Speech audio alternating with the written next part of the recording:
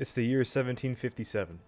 For 1.5 years, the great powers of Europe were embroiled in the first phase of the 7 Years' War. The Kingdom of Prussia under Frederick the Great sided with Britain, Hanover, and eventually Portugal, while the Austrians under Maria Theresia sided with the French, the Russians, the Swedes, the Bavarians, and the Saxons, and even briefly with Spain. Just 10 years earlier, the Prussian army proved itself to be among the mightiest in Europe, occupying Silesia from the Austrian Empire. Since then, Maria Theresia reformed the army and switched her main ally from Britain to France. The alliances had switched their dance partners.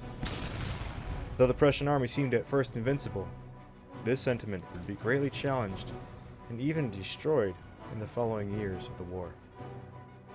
These events are unrecognizable to anyone not very familiar with the 7 Years' War, though I'm certain most are at least vaguely familiar with the famous Battle of Berlin in World War II, and the symbolism and consequences that the fall of the capital held. Some in the audience might even be familiar with Napoleon's swift victory over the Prussians much later in 1806 and his entrance into Berlin.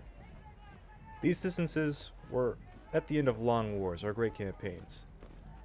What I think makes the two captures of Berlin in the 7 Years' War so unique is that neither of the captures were decisive war-ending events, but grim reminders to Frederick the Great of just how easily overwhelmed he could be by his enemies. Neither of these captures were decisive, but, nonetheless, it showed the absolute vulnerability that the Prussian army had faced.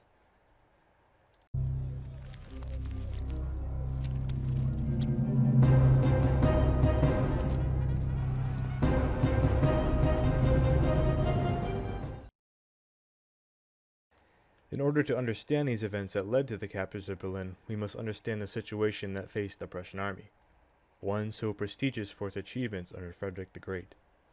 One wonders what brought one of the mightiest land armies in Europe to its knees on more than one occasion. In this video, we'll analyze the situation in Central Europe of 1757 and then again in 1760. Frederick the Great was well aware of the reality of the situation, and in order to prevent an Austrian-Saxon offensive, Frederick invaded the Electorate of Saxony in 1756. He swiftly crushed the Austrian and Saxon-led army by Feldmarschall von Braun. Afterwards, he captured and enlisted 17,000 soldiers, whose loyalty would prove questionable in the near future. Unfortunately for Frederick, the Austrians were not diminished or discouraged and used the winter to continue mobilizing and preparing another offensive. Frederick hoped to resume the offensive as soon as possible in the spring of 1757. As for him, the French were soon approaching from the west after their successful invasion of Hanover, and the great Russian armies were approaching from the east at the exact same time. In the spring, Frederick engaged the Austrians again near Prague and was victorious, but he had suffered heavy casualties, one of them being the veteran Marshal Chavin. The Austrian army proved not the same as the one Frederick had faced in the 1740s. The plan began to crack as Austrian Field Marshal von Daun relieved the city and delivered a smashing defeat at the Battle of Kolin. Frederick retreated from Bohemia all the way back to Upper Saxony. Meanwhile, French Marshal Charles de Rohan was approaching with a combined French-German force along with the Marshal d'Estrées. Prussia was surrounded by three massive powers, who overwhelmingly outnumbered and outgunned the vulnerable kingdom. And in even worse news, Russian Field Marshal Fyodor Apraksin swept aside the Prussian garrison at Gross-Jagersdorf on the 30th of August that year. The only thing keeping the Russian armies from occupying all of East Prussia was the Russian military's long history of logistical problems. In 1757, Prussia had 0 continental allies or natural land barriers to defend itself. By the end of 1757, large portions of Frederick's numerous army were mostly casualties at that point.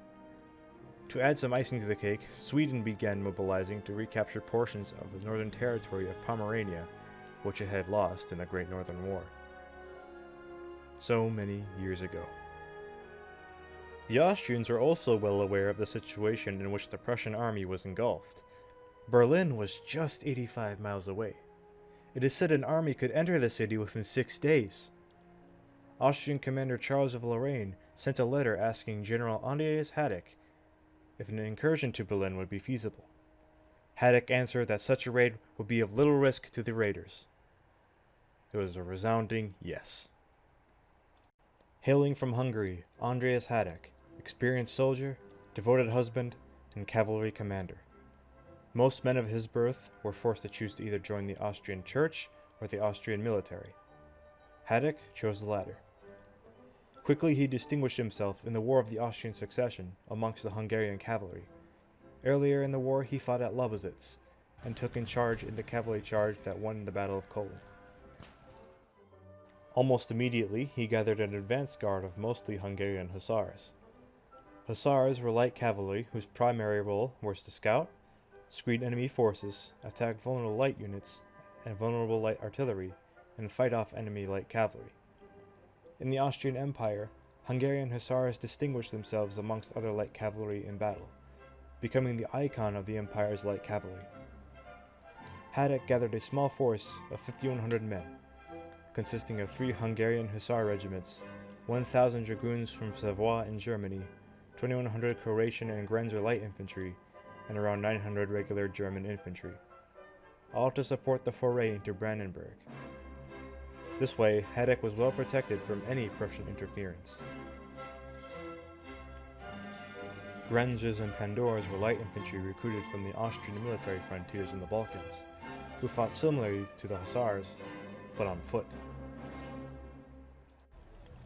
Hadek's raiding force left camp for Brandenburg, destroying some foundries and key logistical facilities along the way. Any harm brought to civilians was rare, but if it was brought upon, it would be punished severely. Finally, the raiders reached the outskirts of Berlin. The Prussian garrison was largely made up of poorly trained militia. Few or none of the regulars could be spared to defend the city. Hadek's Croatians and Pandours provided withering fire as Austrian grenadiers and Hungarian hussars attacked across the bridge, which had been broken by the Sickles cannon. The first garrison regiments were sent forward and were smashed to pieces, while the rest were overwhelmed and fled. Reaching the Silesian Gate, Hadek had finally entered Berlin. Historians suspect that Hadek had only a few of his forces staying in Berlin due to the looming threat of the loss of discipline, which would lead to looting and pillaging in this time period. In 1760, the Prussian government reimbursed citizens who had property destroyed or stolen, and so he kept most of the men out of the city.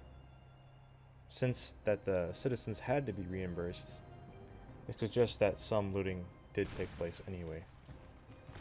Berlin was held for a short while, until rumors and messages came claiming that Frederick intended to trap or take the city. Heavily outnumbered and stretched thin, Hadek packed up and left. On his way back from Berlin, Hadek raided the countryside, weakening the Prussian economy and capturing all kinds of treasure. Prussian pursuers constantly harassed the retreating Austrian forces on the way back to their camp, with cavalry unsuccessfully attempting to catch the wagon train off guard. Day and night, the Austrians were forced to be wary of any attempt to catch them off guard. The raiders marched 32 miles a day, marching 130 miles south of Berlin, finally reaching safety and ending the Prussian pursuit just short of the Austrian camp. Hadek's success caused morale to soar amongst the Allies. The Saxons and other Germans enlisted in the Prussian army deserted and joined the newly rebuilt Saxon army aligned with the Austrians. Hadek was greatly recognized and rewarded for the success of his daring maneuver. As for Frederick, luck once again found its way to him.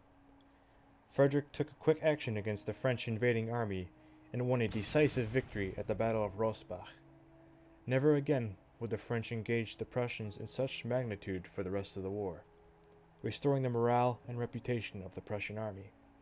The Battle of Leuthen increased Prussian morale even further, although it would not keep the Prussians safe for long. But even long after the raid of 1757, Frederick would always remark to his subordinates, "Watch out for Hadek."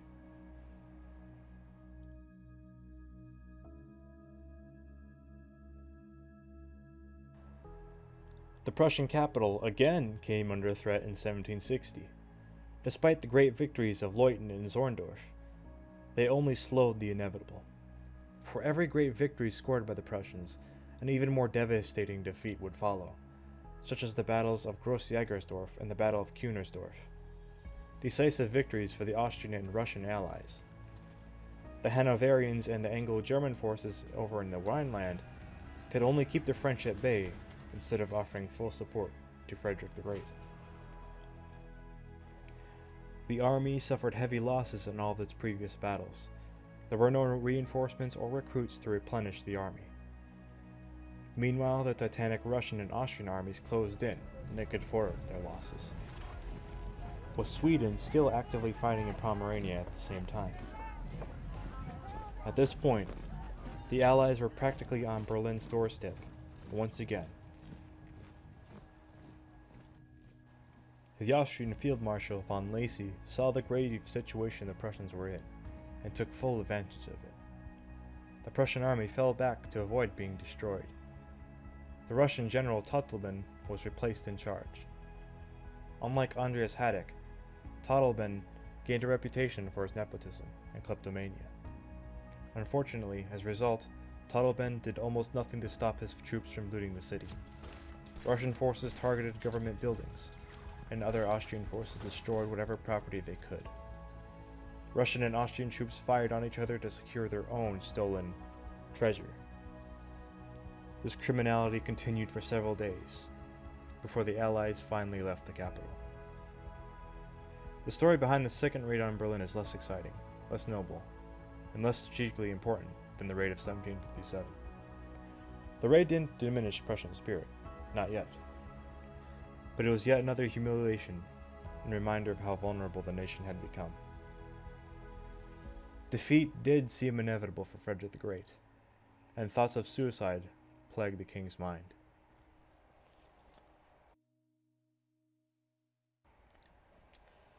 The Prussian army itself was considered much more strategically important than the capital.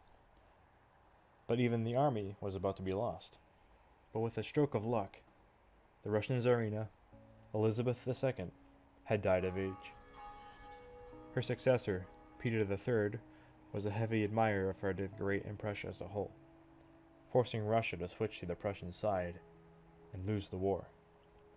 The Russian army and people would hate this decision with a burning passion, and it would lead to Peter III's eventual coup from the throne by Catherine the Great shortly after the war. France was heavily weakened in the west, Austria was alone, and Russia had left the war. The war would end in an extremely narrow Prussian victory against all odds, and with a ton of luck.